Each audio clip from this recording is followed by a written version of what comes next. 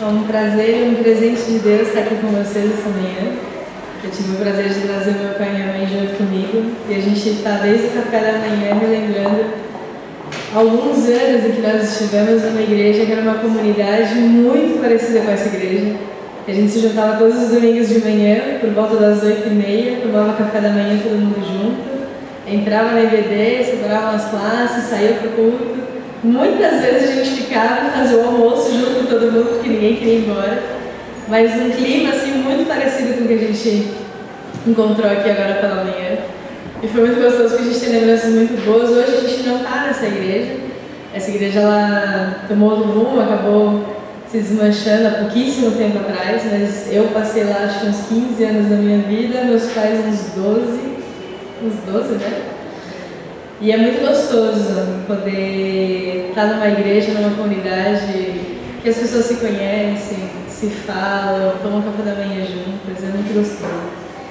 Eu queria falar para vocês hoje que a mensagem que eu quero compartilhar é uma mensagem que Deus falou primeiro comigo e me desafiou a refletir nisso, não só em pensamento, mas também em atitudes. Eu queria convidar vocês a receberem essa mensagem, a participarem dessa mensagem. O Andrés, ele até, quando ele conversou comigo para fazer o convite, eu tenho um ministério que se chama Reino, eu faço parte da liderança desse ministério, e o Reino é um grupo de jovens que se reúne às sextas-feiras à noite, justamente para poder estudar a Bíblia, para poder ter um tempo de comunhão, de oração. E lá a gente convida muitas pessoas a participarem da mensagem, justamente para terem a oportunidade de tirar dúvidas, de colocar as suas verdades, para entender se aquilo realmente é verdadeiro diante da palavra de Deus ou não.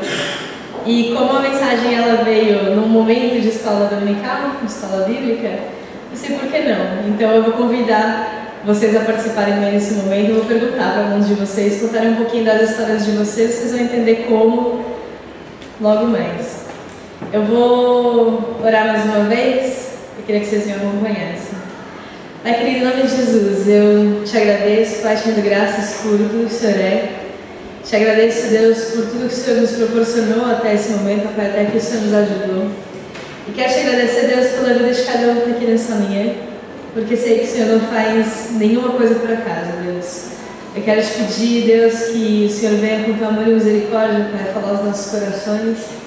Fala de maneira individual, Deus, com cada um de nós, para que nós conheçamos, ó Pai, a tua palavra de maneira viva e eficaz para nós, ó Deus, que a gente não escute essa mensagem pensando no vizinho, mas que cada um de nós possa ouvir essa mensagem e tomar para si o desafio de continuar vivendo uma vida que te agrada, Deus. Eu quero te pedir que o Senhor não permita, ó Pai, que a gente saia daqui essa manhã da mesma forma que nós entramos, Deus, que pela tua graça e misericórdia, cada um de nós possa sair transformado, Pai, diferente daquilo que nós chegamos aqui essa manhã, Pai, porque é por essa do teu Santo Espírito, Pai, que cada um de nós melhora cada dia, Pai, é isso que eu te peço e desde já te agradeço, em nome de Jesus, Pai. Amém.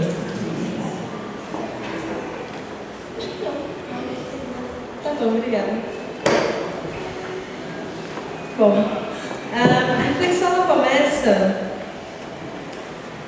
com uma pergunta, e foi daí que a minha pergunta partiu para construir toda uma mensagem. Quem de nós ainda tem fé para que Jesus nos perceba? E a parábola que dá base para essa mensagem fala sobre isso, sobre ter fé bastante para Jesus nos perceber. Isso assim, poxa, mas Jesus tem que perceber a gente? E na verdade, a gente está muito acostumado a viver uma vida em que Jesus nos atende o tempo inteiro. Eu acho engraçado todas as vezes que eu escuto alguma mensagem, alguma coisa em que a gente exige coisas do Senhor, em que a gente quer as coisas por direito do Senhor. E eu acho engraçado porque na prática a gente não pode exigir nada, a gente não tem direito a nada. O que a gente tinha direito, Jesus tomou no nosso lugar na cruz. E aquilo era a única coisa que a gente tinha de direito, Ele foi e tomou a culpa do nosso lugar. E quando eu paro para pensar, o que eu tenho feito da vida que Jesus deu a oportunidade para eu viver, eu fico pensando, o que eu tenho feito no meu tempo? Quando a gente fala de tempo, a gente está falando de vida. E eu fico pensando, até por conversas do dia a dia, que a vida tem passado muito rápido. A gente já está em março, e para mim o ano de 2012 acabou de começar. Né? A gente já está em março de 2013 e eu ainda tenho lembranças de como se 2012 tivesse acabado de começar. O tempo está passando rápido demais, a sensação que eu tenho é que o tempo está cada vez mais curto. E aí, juventude tem dessas coisas, né? Tumblr, Twitter, Facebook, as ferramentas digitais, ferramentas online. E por ocasião eu tenho um Tumblr, eu gosto muito de ferramentas online. E eu tenho um Tumblr que se chama Gaste um Tempo. E a ideia é justamente compartilhar um pouco as reflexões da minha vida a respeito do tempo e de como essas coisas acontecem. E o Salmo, eu tenho um Salmo para, de certa forma, a ser invocado dentro desse Tumblr, que é o Salmo 90:12. Ensina-nos a contar os nossos dias para que o nosso coração alcance sabedoria. É o que eu tenho buscado. E eu acho que cada um de nós tem buscado isso. Tem buscado a sabedoria de Deus para continuar os dias. E aí, o meu convite hoje, agora, para essa parte, dessa parte que eu quero muito que vocês participem, é que a gente reflita um pouco sobre a nossa vida. Há um ano atrás, em março do ano passado, eu estava acabando de voltar para o país. Eu tenho um irmão que mora fora do país. Eu fui passar um tempo com ele, coisa de uns 3 meses. E em março do ano passado, exatamente um ano atrás, eu estava voltando para cá. O que você estava fazendo um ano atrás? Você, Bruno? Um ano atrás, março de 2012. Eu nem lembro, acho que... eu... Não lembro. Eu já estava exatamente aqui. Você? O que você estava fazendo um ano atrás? Vocês dois. Começar o cursinho. Ia começar o cursinho. E você? Começou a faculdade. E a senhora? Um ano atrás? Estava em casa? Você? De coletinho branco?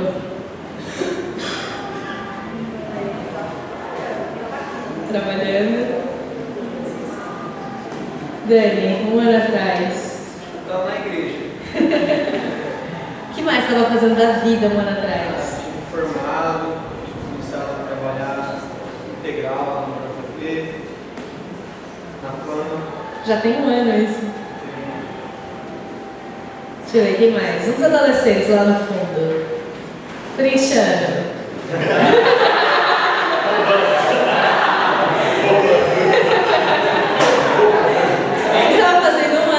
Março do ano passado. Escola, trabalho, estudando, trabalhando. Ótimo. Pri, o que você estava fazendo um ano atrás? O último ano da Fran. Passa muito rápido. 5 anos atrás. Alguém lembra o que eu estava fazendo há 5 anos atrás? Para pensar na mensagem, eu fui parar para buscar a minha memória, né? Que ano que era, o que eu estava fazendo da vida. 5 anos atrás, eu estava no 4º ano da faculdade. Eu trabalhava numa multinacional há pouco mais de 3 anos. Já estava com carreira encaminhada.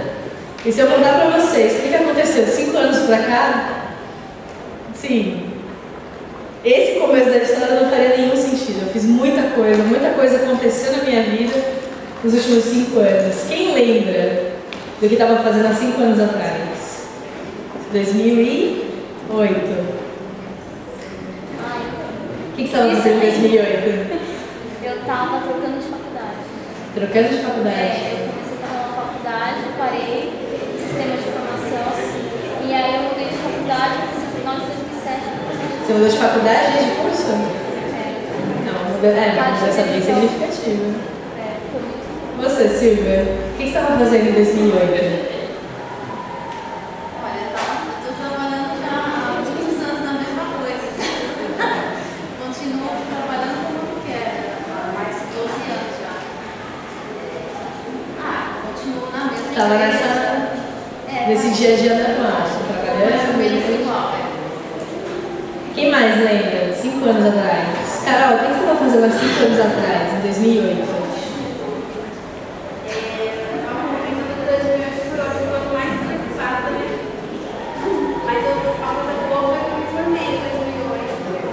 uma matriculada nessa história, então. 10 anos atrás. 10 anos atrás, eu estava trabalhando numa empresa bem pequena mesmo, muito pequenininha. E eu trabalhava para poder pagar o meu cursinho, porque eu tinha o sonho de entrar na faculdade. E o meu pai e minha mãe naquela época, eles não tinham condições de me ajudar. Então, eu tive que sair do bem bom, né, de eu só estudo e vou seguir a minha vida assim. Então, agora eu estudo e trabalho, vou ter que bancar o meu cursinho, se eu quiser entrar na faculdade, vai ser o único jeito que eu tenho. Então, eu fui trabalhar num lugar muito nada a ver. Trabalhei em shopping, trabalhei em escritório, trabalhei em outro escritório, sempre em projetos bem pequenininhos, mas porque o meu objetivo era, eu quero pagar meu cursinho para poder entrar numa boa faculdade. E deu certo. Valeu o update, deu certo. Há 10 anos atrás, eu tinha 17 anos. O que a senhora lembra de 10 anos atrás? A senhora fez uma assim, você estava lembrando de alguma coisa de 10 anos atrás? Okay. E a senhora lembra? Eu me casei. 10 anos atrás? Que legal. Pela segunda vez. Pela segunda? Tem que lembrar duas datas agora? Você, 10 anos atrás, você está mexendo aqui no cabelo? É. Você lembra o que estava acontecendo na sua vida 10 anos atrás?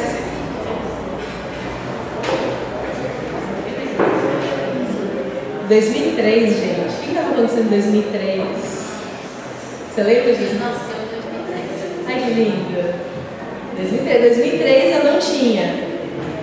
Eu tinha acabado de ganhar uma cunhada, meu irmão tinha acabado de se casar, ele tinha acabado de sair do país, eu ainda não tinha as duas sobrinhas que eu tenho. Duas lindas, por sinal, sou tia coruja, então elas são lindas demais. Se eu mostrar, vocês vão concordar.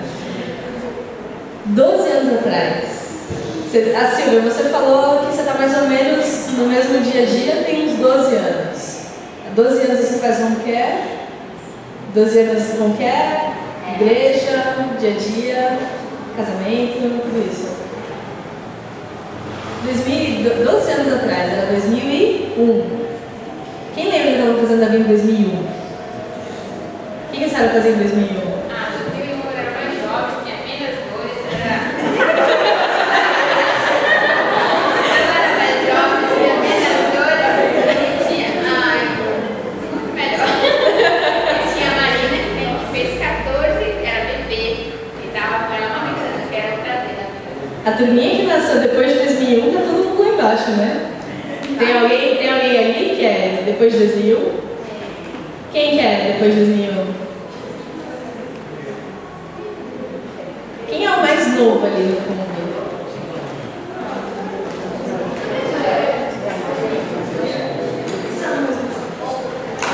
Levanta a mão, quem é o mais novo? 13? Então, todo mundo ali, bebê de colo, né? 12 anos, gente, a gente olha e pensa assim, agora eu estou entrando naquela fase de reflexão da vida, a mulherada que já passou na cidade, assim, a mulherada entra em crise quando chegar perto dos 30, né? Então, eu vou fazer 28 anos daqui a 3 semanas. Então, 28 anos é muito mais perto dos 30 do que dos 20. Então, você começa a refletir umas coisas da vida. Então, 12 anos com 28 anos, parece pouquíssimo tempo.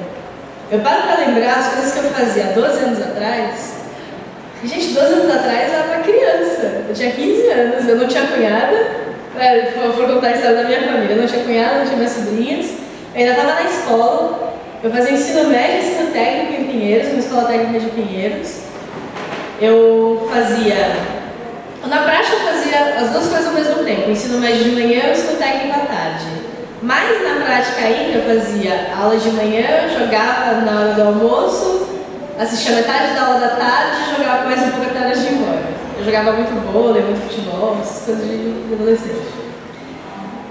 12 anos atrás é muito tempo. Pelo menos na hora que eu paro para refletir tudo que eu vivi nos últimos 12 anos, eu me formei no ensino médio, me formei no curso técnico, fiz 1 ano e meio de cursinho, fiz uma faculdade de 5 anos, fiz uma pós-graduação na FLAM, fiz 2 anos de mestrado, fiz algumas viagens, conheci muitas pessoas.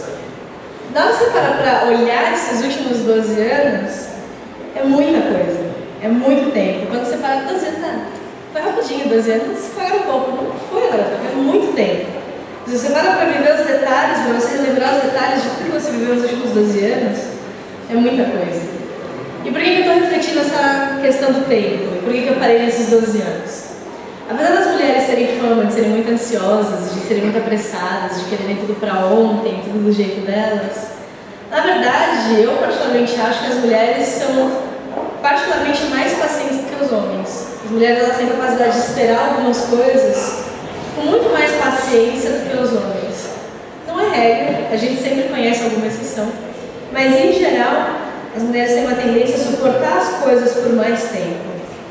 E eu queria que a gente pudesse aprender um pouco com uma dessas mulheres que soube esperar, soube suportar alguma coisa por muito tempo. Queria convidar vocês a abrirem a Bíblia de vocês em Lucas 8, lá nos versículos 43 a 48.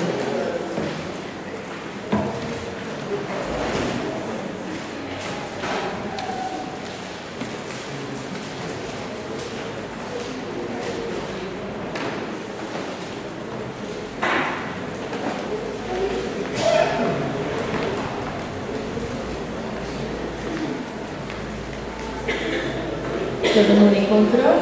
Alguém tem uma Bíblia emprestada? Eu tenho as duas, né?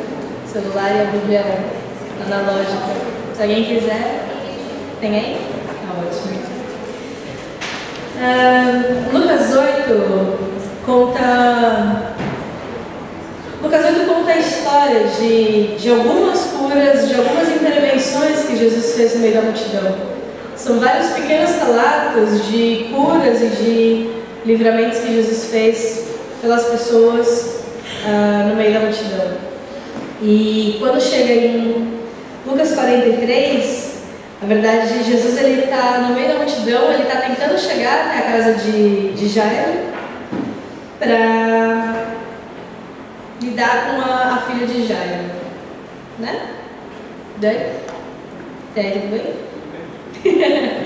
Em Lucas 8:43, eu vou ler para vocês, a minha versão é a nova versão internacional, espero que vocês me acompanhem.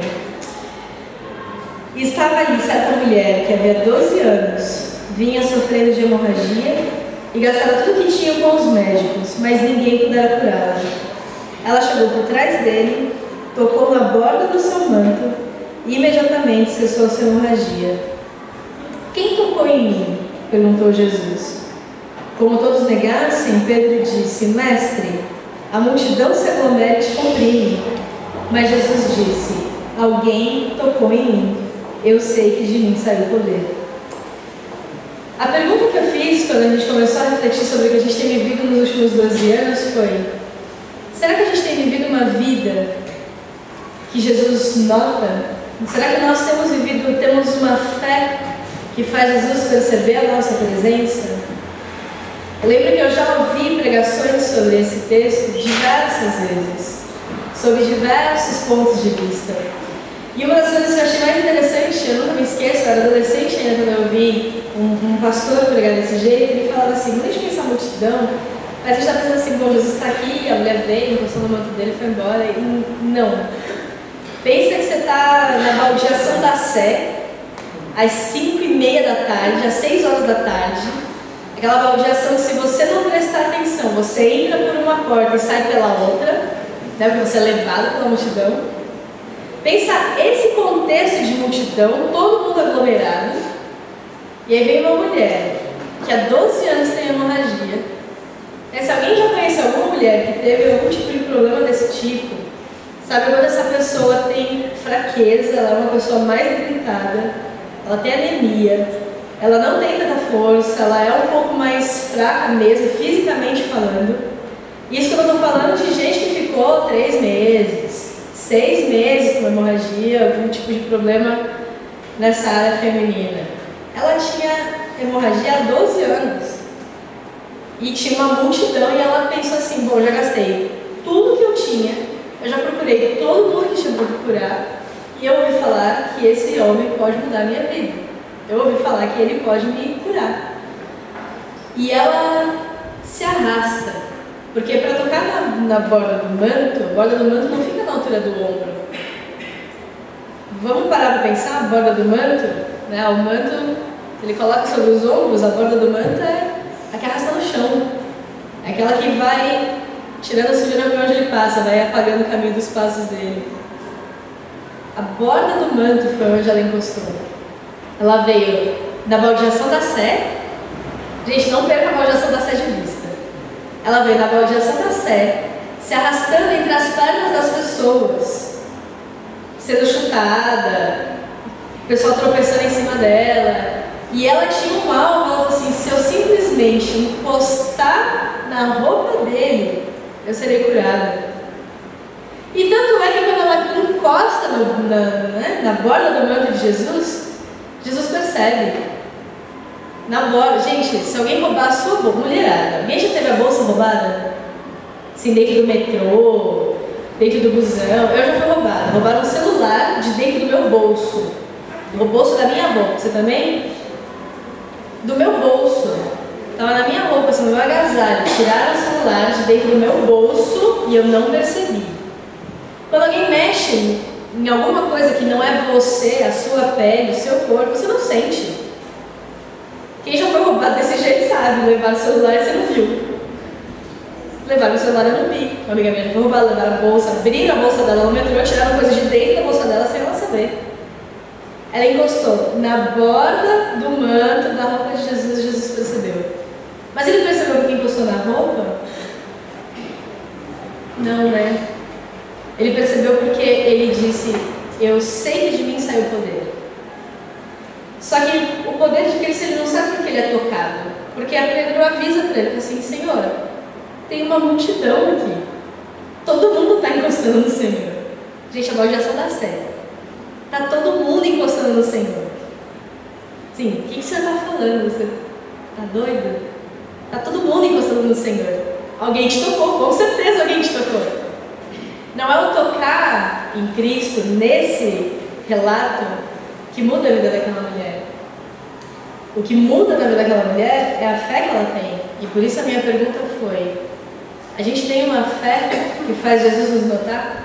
A gente tem tocado Jesus a ponto de sair poder e ele perceber que nós estivemos lá, que nós o alcançamos, nós o tocamos com a nossa súplica, com a nossa necessidade, com o nosso agradecimento, com a nossa ação de graças? Que vida a gente tem vivido diante de Cristo?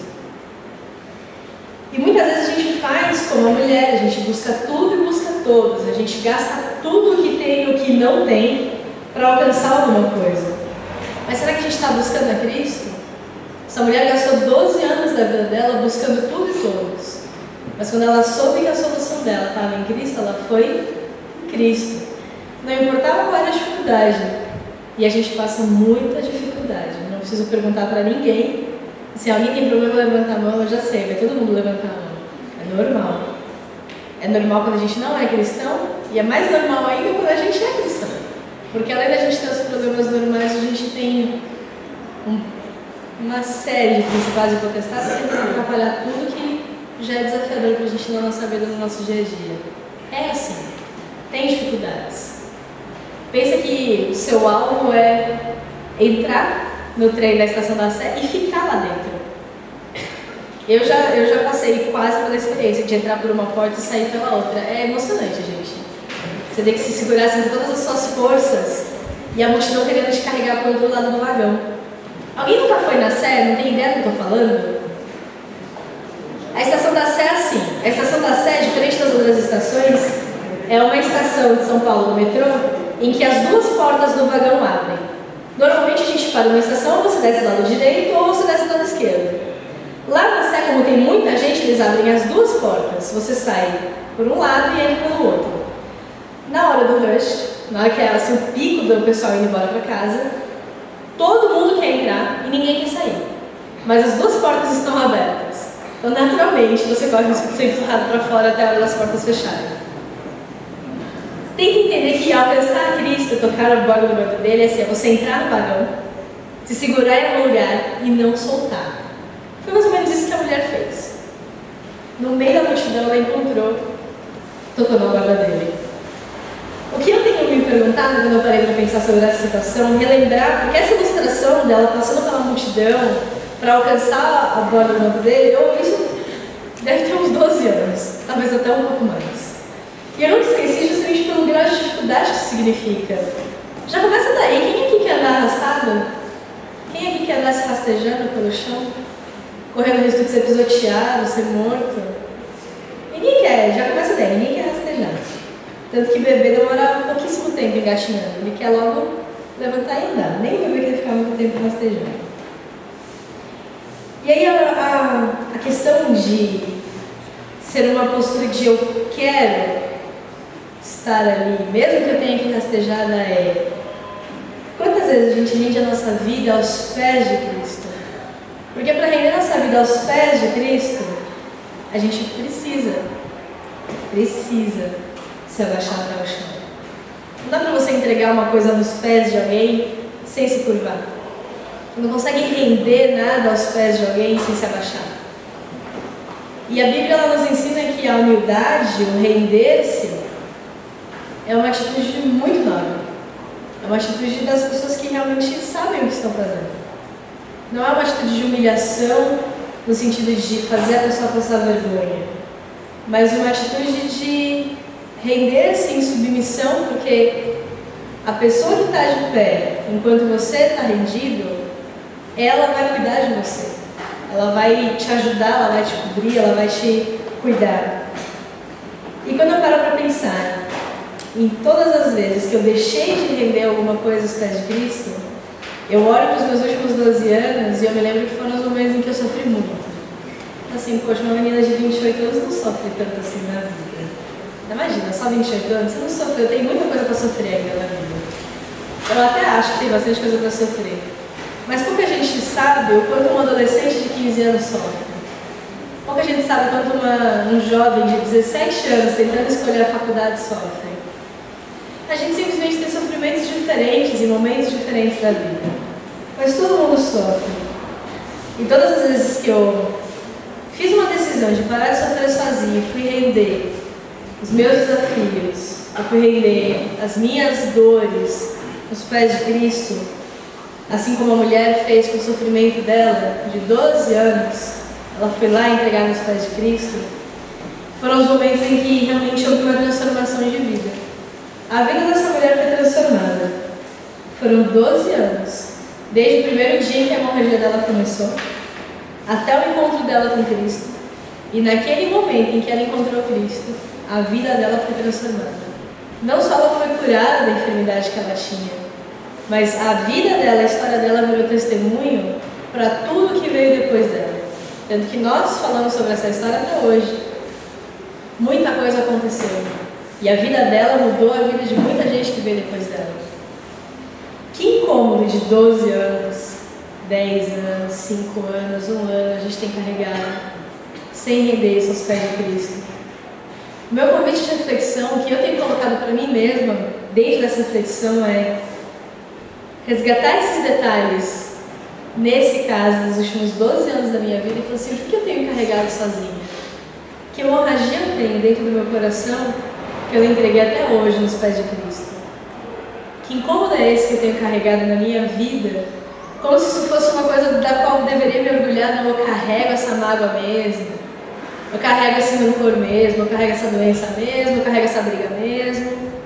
O que a gente está carregando? Que enfermidade é essa que a gente está trazendo nas nossas costas, nos nossos corações, que a gente não rendeu ainda nos pés de Cristo? A gente está esperando uma transformação sem render aquilo que a gente precisa para a única pessoa que pode mudar as nossas vidas. A pergunta que eu tenho me feito é: que atitude eu tenho tido em relação à minha fé? Porque a fé sozinha, no caso da mulher, não ia ajudar.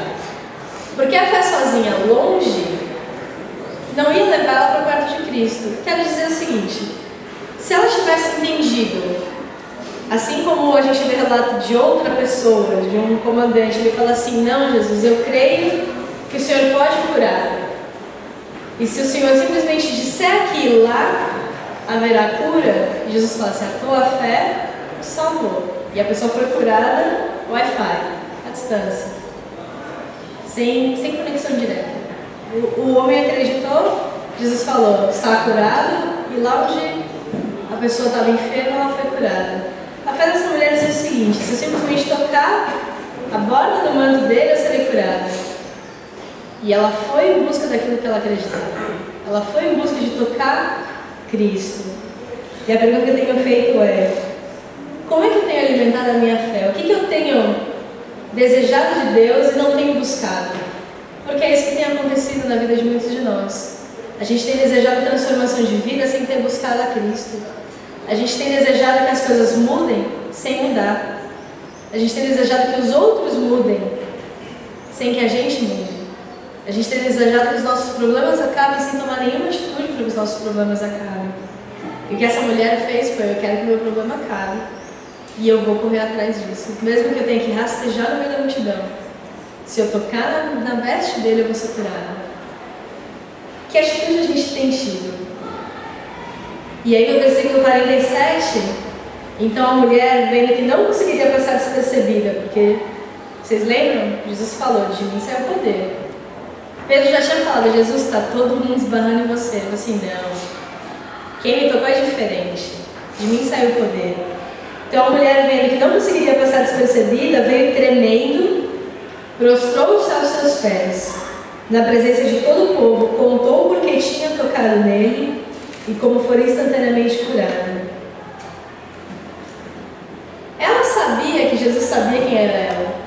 E ela sabia que Jesus já tinha percebido, e ela sabia que não ia passar despercebido. Porque a passagem a gente lê assim: Jesus notou que de mim saiu o poder. E imediatamente ela vai lá e fala: fui eu. Na prática não foi bem assim. Na prática Jesus ficou procurando. Quem foi? E ele ficou olhando: cadê essa pessoa que de mim saiu o poder? Quem foi que me tocou com fé o bastante para que de mim saísse poder, sem que nem eu tivesse ciência de que essa pessoa estaria tão perto? Ter ciência é modo de falar, tá, gente? Jesus sabia. E ele ficou procurando. E com certeza a mulher ficou lá, abaixadinha, escondida no meio da multidão, morrendo de vergonha, assim: meu Deus, eu toquei nele, ele percebeu. E agora? Será que eu podia ter tocado nele? Será que eu não podia ter tocado nele? Será que tá certo o que eu fiz? Será que tá errado? Será que eu podia ter encostado na roupa dele? Pensa, gente, você tá lá fazendo alguma coisa, você tocou em alguém, alguma coisa mudou em você, você pensa: meu Deus. E agora? Eu acho que ela estava assim nesse momento. E agora? Ele percebeu: será que eu podia ter feito isso? E Jesus procurando, e assim: Pedro, vai, me ajuda, procura, quem é a pessoa? Daí meus outros discípulos: vem, gente, me ajuda. Chara, Mateus, Lucas, todo mundo, vem, me ajuda.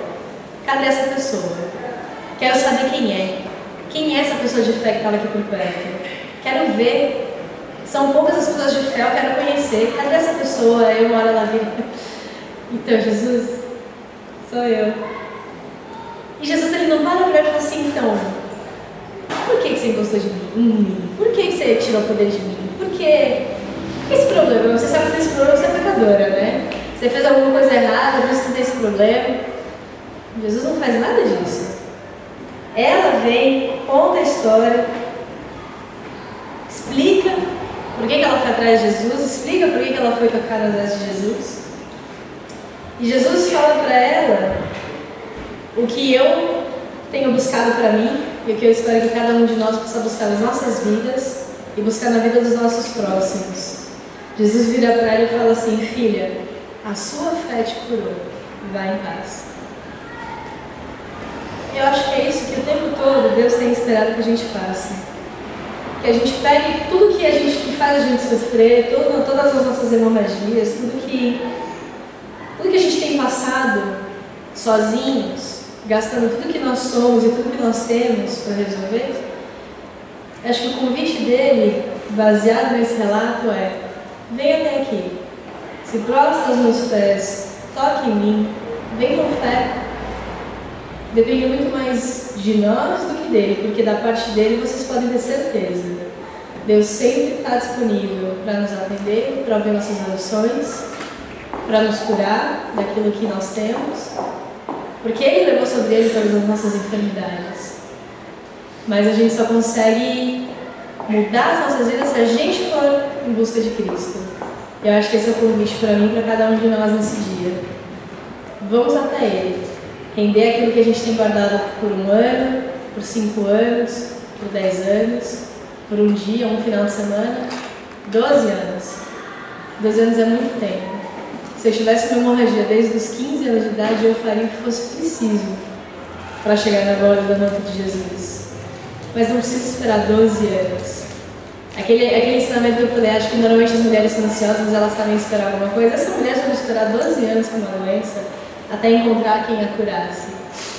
Mas o meu convite para vocês é: não esperem 12 anos para serem curados. É tempo demais. Deus está aqui com a mão estendida, Jesus está com a mão estendida, o Espírito Santo se faz presente em todo lugar que Ele for chamado. Aproveitem esse convite, entreguem para Ele tudo que oprime o coração de vocês. Eu tenho entregado coisas que oprimem o meu coração. Quando eu fizer uma pregação parecida com essa, a Carol falou assim: poxa, 2008 foi um ano bem difícil. Quando eu fizer esse tipo de reflexão, daqui a alguns anos eu vou lembrar: poxa, 2013 foi um ano de transformações na minha vida. Mas principalmente porque eu decidi entregar muita coisa na mão de Deus, assim: Jesus, o meu sonho é isso aqui. O que eu posso fazer é aquilo ali. Jesus, me ajuda, porque sozinho eu não vou chegar em lugar nenhum. Que a gente possa fazer como a mulher. Vamos atrás de Cristo, vamos render o que nos aflige para Cristo, e Ele, com certeza, vai reconhecer em nós uma fé que tira dele poder e que transforma vidas, não só as nossas, mas das pessoas que estão ao nosso redor e de todo mundo que vier depois de nós. Amém? Amém. Vamos orar mais uma vez. Pai querido, eu te agradeço porque a Tua palavra é viva e eficaz, ó Deus, e o Senhor conversa com cada um de nós de maneira especial, de maneira particular, e eu sei que o Senhor tem para nós, Deus, revelações a respeito da Tua vontade, e eu espero que essa mensagem, assim como o Senhor falou comigo, tenha falado com cada um dos Teus filhos nessa manhã, Pai. Eu te peço mais uma vez que Teu Santo Espírito opere sobre nós, ó Deus, de maneira a não permitir que a gente saia daqui, ó Pai, da mesma forma que nós entramos. Se não agora, Pai, que essa palavra possa gerar uma reflexão ao longo dos dias e que isso possa nos levar, Deus, não só a ficar pensando, sentado em casa, mas que isso possa nos levar a tomar uma atitude, Deus, a confessar os nossos pecados uns aos outros, a entregar perdão, a Pai, liberar perdão, a pedir perdão, a poder viver, Deus, aquilo que o Senhor se agrada e poder viver, Deus, o melhor que o Senhor tem para nós, poder viver dias de paz, ó Deus, poder viver dias tranquilos na Tua presença, Pai. Que as tribulações e os problemas, ó Deus, não tirem a nossa concentração, Pai, que eles não tirem o Senhor do nosso alvo, Pai, que em nome de Jesus, nem mesmo a multidão, como a voz de ação da fé, seja capaz de nos afastar de Ti, Pai, nos impedir de alcançar o Senhor, Deus. Eu te peço em nome de Jesus, mais uma vez, que o Senhor venha cuidar de nós, ó Pai, nos abençoar com a Tua graça, Deus, e nos ajudar a continuar prosseguindo para o alto, Deus. Eu te peço isso e já te agradeço em nome de Jesus. Amém. Muito obrigada.